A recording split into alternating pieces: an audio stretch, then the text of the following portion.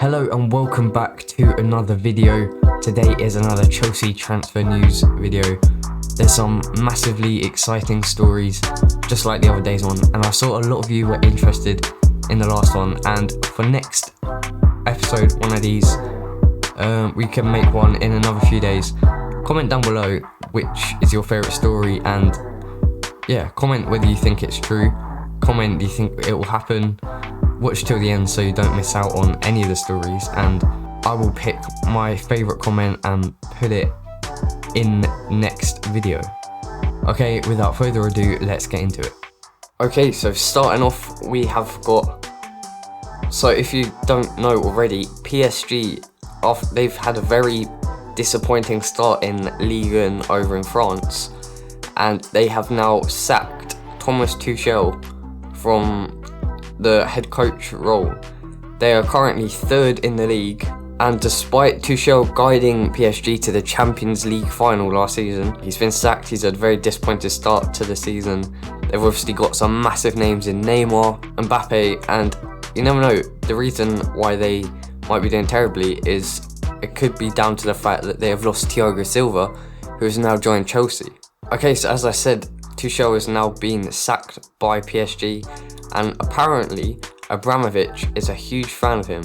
According to some sources, he is interested in the Chelsea job due to fellow countrymen Werner, Havertz and Rudiger falling out of favour at the club. He could try and renew their form, try and put Rudiger back in the team, which I don't really agree with. Try and get Werner back to his best, and same with Havertz. Due to Lampard's bad run of form in the last 5 games, he has only racked up 1 win and 1 draw with 3 losses. Personally, I think Frank Lampard's the right man for the job. He's only had a season where he had a lot against him, obviously the transfer ban. We just lost Eden Hazard. He still managed to finish 4th. I think he's a good manager. I think it's way too early to sack him. I think he should at least run to the end of his contract, which is 18 months. And then if he really hasn't improved the situation at the club that much, then maybe look for a change. He obviously knows the club well. He's their top scorer. He's still Chelsea's top scorer and probably the best ever player to play for Chelsea. So I don't think there's any other man or human being that was really meant to manage the club other than Frank Lampard. We may be in a bad run of form, but I do not think the right way to go.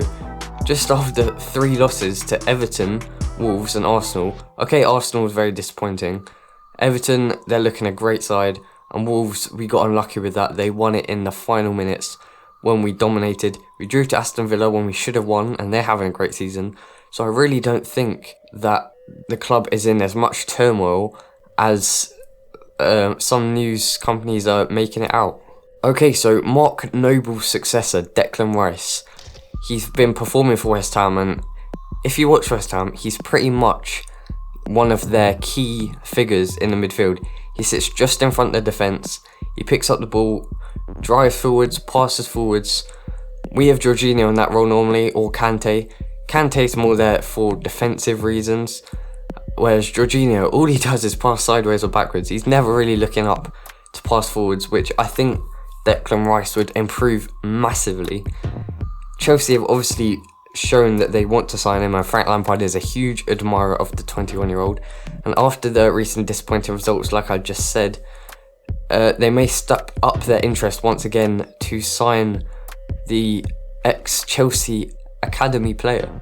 Mark Noble said in an interview recently that he believes Rice will get even better with time, and in the future he could be one of the best midfielders in the world, but he doesn't know where that future will be.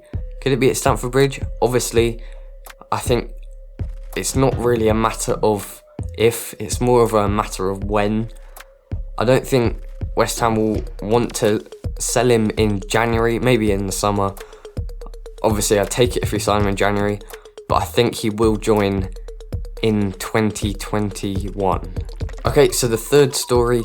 Yesterday, when Aston Villa held Chelsea to I think it was a well fought draw. They had some good performances be it John McGinn, he was very good covering a lot of ground.